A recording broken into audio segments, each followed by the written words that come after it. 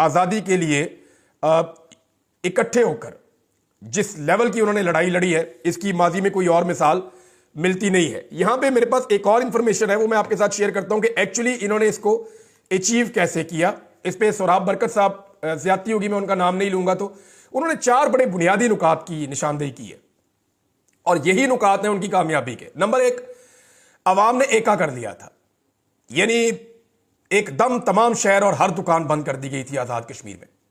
एका कर लिया था अवाम ने, उनके अंदर इत्तफाक था, इत्तेहाद था आजाद कश्मीर के लोगों में। नंबर 2, मुकम्मल पहिया जाम, सड़कें बंद कर दी गई, कोई गाड़ी नहीं चलने दी गई, 72 घंटे तक हर चीज को साकत कर दिया था। बल्कि मैं एक वीडियो देख रहा था, एक दूल्हा बेचारा पाकिस्तान से आजाद कश्मीर में दाखिल हो रहा था शादी के लिए, तो उस दूल्हे की गाड़ी को फिर मौके की नज़ाकत को देखते हुए या हालात को समझते हुए और उसकी मजबूरी को समझते हुए उसकी गाड़ी को मुजाहिरीन ने निकाला। उनका बहुत शुक्रिया, ये विजुअल देख के हमारे दिल को अच्छा लगा। और एम्बुलेंसों को वो निकालते थे, इमरजेंसी को वो निकालते थे। बाकी उन्होंने सारे 8 के 8 एंट्री पॉइंट हर जगह से अलग अलग बंद कर दिए थे। अवामी प्रेशर को हर घंटे बढ़ाया गया था और आपसी गुफ्तगू, आपसी इख्तलाफात, वो सारे वो भूल गए थे। उन्होंने कहा जी आपसी इख्तलाफ आप अपनी जगह पे, बिजली का बिल हर दुकानदार को, हर घर वाले को देना पड़ता है, हम सबका मसला इकट्ठे हो जाओ। उन्होंने कहा जी टैक्स जो है ये सबके ऊपर लग जाएगा, इकट्ठे हो जाओ। ये जो कानून काला पास किया गया है ये सबके ऊपर लग जाएगा, इकट्ठे हो जाओ। और आज अगर एक पार्टी हुकूमत में है तो कल दूसरी होगी, और वैसे भी कोई पार्टी हुकूमत में नहीं है इस वक्त। ना वहां पे पीपल्स पार्टी की हुकूमत है, ना पीएमएलएन की हुकूमत है, ना पीटीआई की हुकूमत है। वहां पे मुदाखलत के जरिए से एक ऐसा रजीम चेंज किया गया है जिसको कठपुतली रजीम कहते हैं। एक कठपुतली वजीर आजम बिठाया गया है जिसके जरिए से आजाद कश्मीर को कंट्रोल करने की नाकाम कोशिश की जा रही है और वो कोशिश अभी तक तो कामयाब नहीं हुई। नाज़रीन, ये मैंने आपके सामने रख दिया जो आजाद कश्मीर में हुआ। आजाद कश्मीर के शहरी मुबारकबाद के मुस्तहिक हैं और उन्हें अपनी तहरीक में कामयाबी बहुत बहुत मुबारक हो। अब मैं आपको ये बताता हूं कि ख़ास तौर पे ये जो अस्करी मसनूआत के हवाले से बाइकआउट की एक मुहिम चलाई और उसका एक इम्पैक्ट आ रहा था, उसके खिलाफ लोग खड़े होना शुरू हुए, तो आहिस्ता आहिस्ता बंदे लॉन्च हो रहे हैं। एक बंदा जो है उसको बार बार लॉन्च किया जाता है, शाहिद अफरीदी, और शाहिद अफरीदी साहब को एक दफ़ा फिर लॉन्च किया गया है।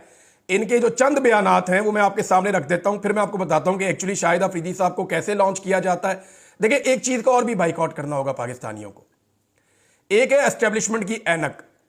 माजी में ये ऐनक हमने भी पहनी हुई थी, बहुत सारे हमारे और साथी हैं उन्होंने भी पहनी हुई थी। जब आदमी ये ऐनक पहन लेता ना फिर उसे कुछ नजर नहीं आता, फिर आदमी को वही नजर आता है जो एस्टेब्लिशमेंट की ऐनक आपको दिखाना चाहती है। माजी में ये ऐनकें सबको पहनाई गई है, पूरे पाकिस्तान ने पहनी हुई थी, तो हम सारे अपने इस जुर्म का एतराफ बारी बारी करते रहते हैं, पूरा पाकिस्तान ये करता है।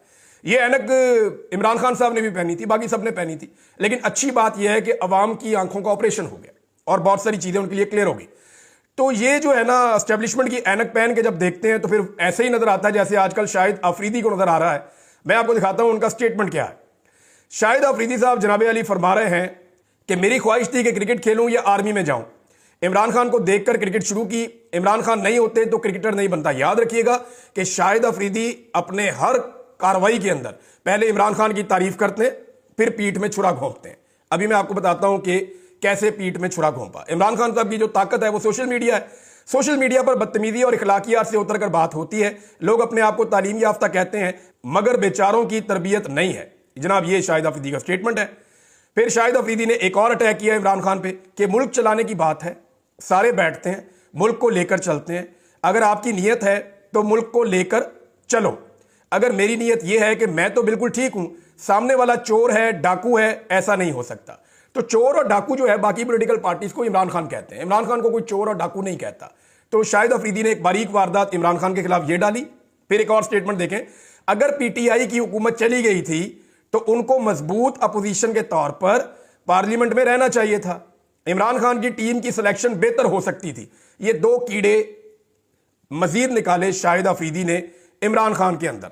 अब जरा मैं कुछ चीजें आपके सामने रख देता हूं शाहिद अफरीदी के हवाले से, बहुत जरूरी है। इनको रीलॉन्च किया गया एक मरतबा फिर और इनको मैदान में उतारा गया है। आज अगर आप गौर करें ना तो शाहिद अफरीदी साहब का जो तरीका वारदात है वो जरा मुख्तलिफ है। अगर आप इमरान खान की तारीफ करें और फिर पीठ में छुरा घोंपें तो फिर तो एक्सपोज करना बनता है ना। हाँ, अगर आप ये कहें कि मैं शहबाज शरीफ का साथी हूं या मौलाना फजल रहमान का साथी हूं या मैं एस्टेब्लिशमेंट का टाउट हूं या मैंने ये वाली साइड पक्की पक्की ले ली है और मैं इमरान खान को दुश्मन हूं, तो फिर तो आप इमरान खान पे तनकीद करें तो बात समझ आती है। यानी शाहिद अफरीदी साहब को जो ऐनक उन्होंने पहनी हुई है ना, इसके अंदर उनको जुल्म नजर नहीं आया, चादर और चार दीवारी का तकद्दुस पामाल हुआ वो नजर नहीं आया। मैं इमरान खान का फैन हूं, इमरान भाई कहते हैं हर जगह पे, मगर इमरान खान के गिरबान में जब हाथ पड़ा वो शाहिद अफरीदी को नजर नहीं आया। इमरान खान का मैंडेट चोरी हुआ वो नजर नहीं आया। 26 नवंबर को डी चौक में जो पश्तूनों की लाशें पड़ी थी, बलोचों की लाशें पड़ी थी, पंजाब के शहरियों की, वो नजर नहीं आई। इस्लामाबाद में पश्तूनों के साथ गुज़िश्ता चंद दिनों से जो सलूक हो रहा है 26 के बाद से अब तक, जिस तरह पश्तूनों को रुस्वा किया जा रहा है रंग और नस्ल की बुनियाद के ऊपर, वो जुल्म और जबर शाहिद अफरीदी को नजर नहीं आया। पंजाबी बोल उठे इस जुल्म के खिलाफ, मगर शाहिद अफरीदी ने इसके खिलाफ आवाज नहीं उठाई। लापता अफराद, जबरी गुमशुदगियां नजर नहीं आई। इद्दत वाला घटिया केस शाहिद अफरीदी को नजर नहीं आया। इमरान खान जिनको वो भाई कहते हैं, उनके ऊपर 188 मुकदमात का जुल्म शाहिद अफरीदी को नजर नहीं आया। आज भी जो ऐनक शाहिद अफरीदी को पहनाई गई है उसमें उन्हें सिर्फ इमरान खान की सियासी गलतियां नजर आती हैं। यानी उनको यह पता है कि 2022 में क्या हुआ, इमरान खान ने क्या गलती की, उनकी टीम अच्छी नहीं थी। कीड़े आज भी इमरान खान में निकालने। इमरान खान के दौर में महंगाई कम थी लेकिन इमरान खान बुरा है। आज महंगाई ज्यादा है लेकिन मौजूदा हुकूमत के खिलाफ एक लफ्ज अपने मुंह से नहीं निकालना। इमरान खान को भाई कहना है और इमरान खान की ही पीठ में छुरा घोंपना है। यह बार बार शाहिद अफरीदी ने किया है। इमरान खान की टीम में खराबियां नजर आ रही हैं, मौजूदा टीम में कोई खराबियां नजर नहीं आ रही। मजलूम के हक में जुल्म के खिलाफ खड़े होने की बजाय शाहिद अफरीदी साहब चुप रहते तो बेहतर था। लेकिन चुप रहना तो दूर की बात है, वो मजलूम के हक में खड़े होना भी दूर की बात है। वो मजलूम के किरदार में कीड़े निकालते हुए आपको हर दफा नजर आएंगे। शाहिद अफरीदी में, मोहसिन नकवी में, फैसल वाडा में, मुस्तफा कमाल में कोई फर्क नहीं है। ये एक ही कबील के लोग हैं, सारे एक ही कबीले के लोग हैं और एक ही जगह से एनर्जी हासिल करते हैं, एक ही जगह से इनको इंफॉर्मेशन मिलती है और उसको ये फैलाते हैं। और ये बदतमीजी पता किसे समझते हैं? यानी बदतमीजी समझते हैं कि जो आदमी आवाज उठाए जुल्म के खिलाफ। मिसाल के तौर पे जुल्म करना बड़ी अच्छी तमीज है, लाशें गिराना बड़ी अच्छी तमीज है, औरतों को गिरफ्तार करना बड़ी अच्छी तमीज है, बच्चों पर तशद्दुद करना बड़ी अच्छी तमीज है, छोटे बच्चों को गिरफ्तार करना बड़ी अच्छी तमीज है, चादर और चार दीवारी का तकद्दुस पामाल करना और बार बार करना बड़ी अच्छी तमीज है, मैंडेट चोरी करना अवाम का बड़ी अच्छी तमीज है, इद्दत वाला केस जो है वो बड़ी अच्छी तमीज है, सिर्फ रंग और नस्ल की बुनियाद के ऊपर इस्लामाबाद में गिरफ्तारियां करना यह बड़ी अच्छी तमीज है, लोगों को नंगा करना तमीज वाला काम है, सहाफियों को जबरी तौर पर लापता करना यह तमीज वाला काम है, अदालतों पर कब्जा करना यह तमीज वाला काम है, एमएनएस को उठा लेना यह तमीज वाला काम है, केपी हाउस को तोड़ देना यह तमीज वाला काम है, कौमी असम्बली के अंदर अटैक करके अरकान असम्बली को उठा लेना यह तमीज वाला काम है। अगर यह सारी तमीज है ना और इसके खिलाफ बोलना बदतमीजी है, तो फिर पाकिस्तानियों को फख्र होना चाहिए कि हम पाकिस्तानी भाई बदतमीजी अच्छे हैं। शाहिद अफरीदी की नजर में अगर ये बदतमीजी है तो फिर हम सारे पाकिस्तानी बदतमीज अच्छे हैं। शाहिद अफरीदी साहब जो है ना, ये लॉन्च होते हैं बार बार और ये अपनी मकबूलियत को नुकसान पहुंचाते हैं और इसकी कीमत क्या वसूलते हैं वो किसी दिन मैं आपको बताऊंगा। लेकिन ये बड़ी ही एक घटिया तरीका है कि एक आदमी को कहना कि वो मेरे बड़े हैं, एक आदमी को कहना कि वो मेरे आइडियल हैं, एक आदमी को कहना कि वो मेरे भाई हैं, उन्हें भाई कहकर बुलाना और उसके बाद उसके अलावा किसी और पे तनकीद ना करना। और जब जब उसके ऊपर जुल्म हो, बजाय कि उसके ऊपर होने वाले जुल्म के खिलाफ बोलने के, हमेशा उस मजलूम के ऊपर ही अटैक करना, उसके अंदर से ही कीड़े निकालना, यह कोई खैर ख्वाह नहीं कर सकता, यह बदतरीन दुश्मन भी नहीं कर सकता, यह आस्तीन का सांप कर सकता है। बहरहाल इमरान खान साहब ने इन्हें बहुत पहले पहचान लिया था। इमरान खान साहब की पहचान को सलाम है, बड़ा उनका तजर्बा। नाज़रीन, बैरिस्टर गौर साहब ने एक स्टेटमेंट दिया है और ये जो स्टेटमेंट है इससे मुझे इख्तलाफ इसलिए कि ज़ाती तौर पे मेरे पास इस हवाले से मालूमात मौजूद है। बैरिस्टर गौर ने झुटलाया है अलीमा खान साहब के एक बयान को। उन्होंने कहा कि अलीमा खान साहब ने दावा किया था ना कि 21 दिन में इमरान खान को छोड़ देना था, तो मैं आपको गारंटी करता हूं कि 24 नवंबर से पहले इमरान खान साहब को यह ऑफर दे दी गई थी और इसको पाकिस्तान तहरीक इंसाफ के अंदर जो इंपॉर्टेंट लोग हैं वो जानते भी हैं और ये बात पाकिस्तान से बाहर और पाकिस्तान के अंदर बड़े खास लोग जानते हैं। और ये ऑफर डायरेक्टली बहुत ऊपर से आ रही थी और ऑफर ये थी कि 15 दिसंबर से पहले इमरान खान साहब को रिहा कर दिया जाएगा, जैसी गारंटी चाहिए आप ले लें। लेकिन इमरान खान साहब को खैबर पख्तूनख्वा भिजवाया जाएगा, वो जहां जाएंगे वहीं पर रहेंगे, लेकिन वो अपना फोन भी इस्तेमाल कर लेंगे, वो मुलाकातें भी खुलकर करेंगे, वो मुज़ाकरात का हिस्सा भी बन जाएंगे। मैंडेट जो है वो यही रहेगा फिलहाल। मिड टर्म इलेक्शन की बात हो सकती है, वो बाद में देखेंगे। फिलहाल कुछ रिस्ट्रिक्शन है, लेकिन इमरान खान साहब इलेक्शन लड़के कौमी असेंबली में आके अपोजिशन का रोल प्ले कर सकते हैं, यह भी कहा गया था। अब इसमें जो है वो अलीमा खान साहबा का स्टेटमेंट ठीक है, उनकी इंफॉर्मेशन ठीक है। बैरिस्टर गौहर मेरे ख्याल में किसी मसलियत के तहत, या वो नहीं चाहते कि इस वक्त पता चले कि कोई मुज़ाकरात हो रहे हैं या कोई मुज़ाकरात हो रहे थे या कोई ऑफर्स आई थी, ये सारी चीज़ें बहुत सारे लोग बोल चुके हैं, अपने मुंह से बार बार कह चुके हैं कि हमें संजानी में बैठने का कहा गया, हमें यह कहा गया कि आप कॉल कैंसिल कर लें, बार बार मिन्नत की गई, बार बार रोका गया। तो ये सारी चीज़ें रिपोर्ट हो चुकी हैं। तो बैरिस्टर गौहर ये जो है ना बात ठीक नहीं कर रहे। मेरे ख्याल में किसी मसलिहत के तहत वो इस मामले को मजीद छुपाना चाहते हैं। मैंने नाज़रीन आपको एक और बात बताई थी कि कुछ डॉक्यूमेंट्रीज हैं जिनके ऊपर काम हो रहा है। एक डॉक्यूमेंट्री आई है, आप सबको वो देखनी चाहिए। अल जजीरा ने एक तफसीली डॉक्यूमेंट्री जारी की है कि पाकिस्तान में हुआ क्या, 8 फरवरी के इलेक्शन में क्या हुआ, उस 8 फरवरी के इलेक्शन के बाद सिनेरियो क्या बना, और वो जो सिनेरियो 8 फरवरी के इलेक्शन के बाद बना उसमें पाकिस्तानी मीडिया की क्या हालत हो गई, कि पाकिस्तानी मीडिया की क्रेडिबिलिटी बिल्कुल खत्म हो गई। ये भी उनकी डॉक्यूमेंट्री का हिस्सा है। फिर उन्होंने बताया कि पाकिस्तानी मीडिया की जगह सोशल मीडिया ने ले ली और उन्होंने सर्वाइव किया और उन्होंने अपनी क्रेडिबिलिटी पैदा की, और सोशल मीडिया के ऊपर अब मुकम्मल क्रैकडाउन और तैयारियां की जा रही हैं उनको पकड़ने की।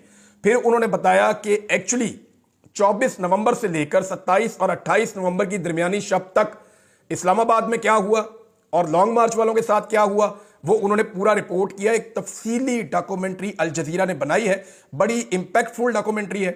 इस डॉक्यूमेंट्री को आप जरूर देखें। देखें, आलमी मीडिया इसके ऊपर काम कर रहा है, लोकल मीडिया के ऊपर बहुत दबाव है।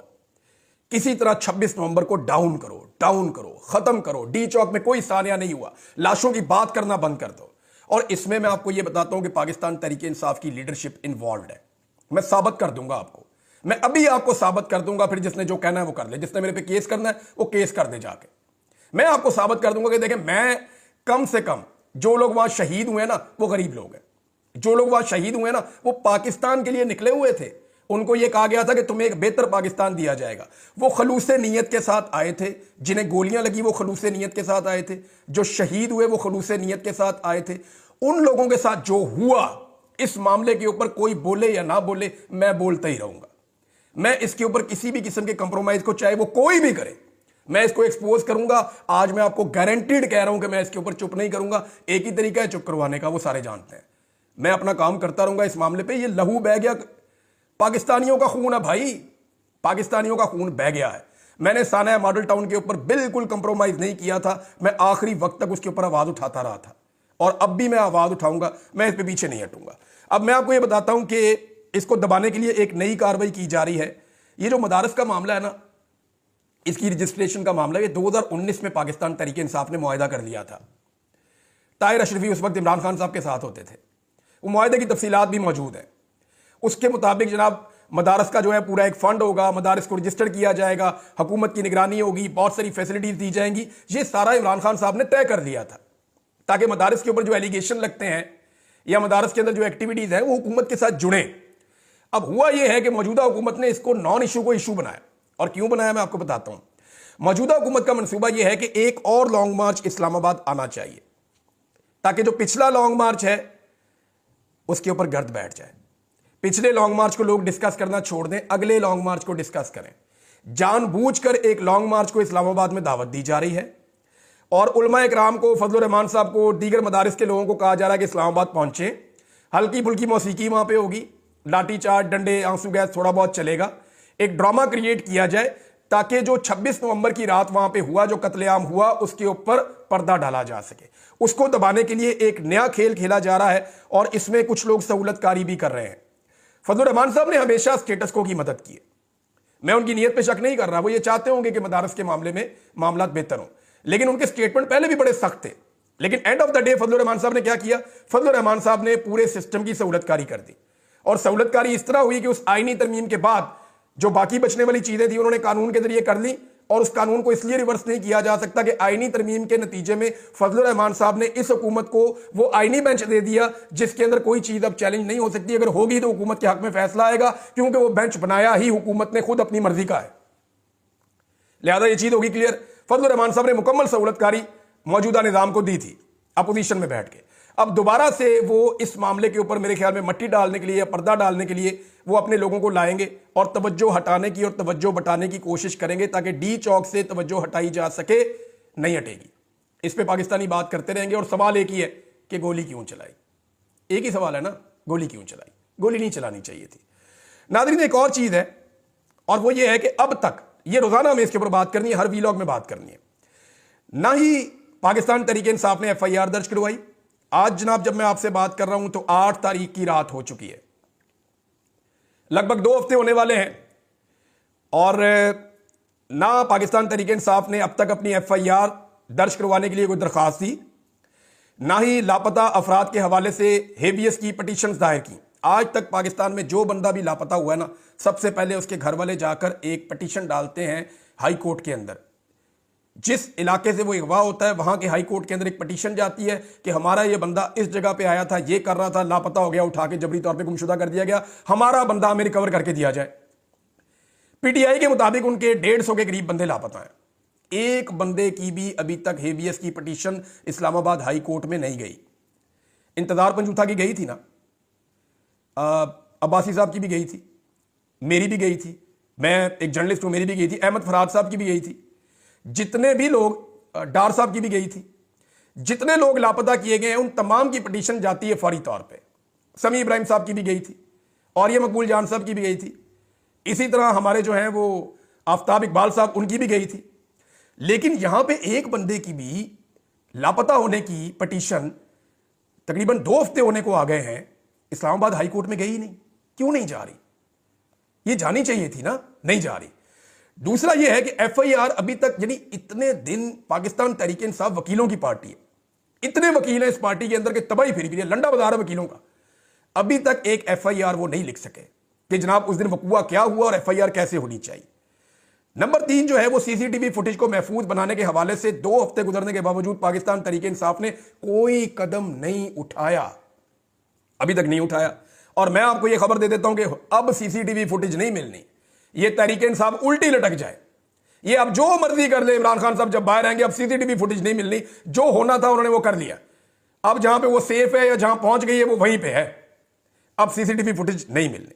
Number 3, supreme court of Pakistan में किसी ने कोई पटिशन नहीं डाली, अभी तक कोई वहां नहीं गया। और अब मैं जो आपको खबर देने लगा हूं, यह खबर सुनने के बाद मुझे बहुत मायूसी हुई, लेकिन मायूस होने से बेहतर है कि अपने हिस्से की आवाज उठाएं, अपने हिस्से की आप क्षमा जनाएं।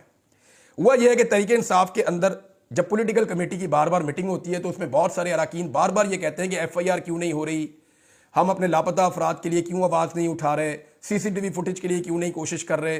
तो जो सीनियर क़यादत है ना पाकिस्तान तहरीक इंसाफ की, वो वहाँ पे कहती है कि ये टेक्निकल इशू है, इस पर काम हो रहा है।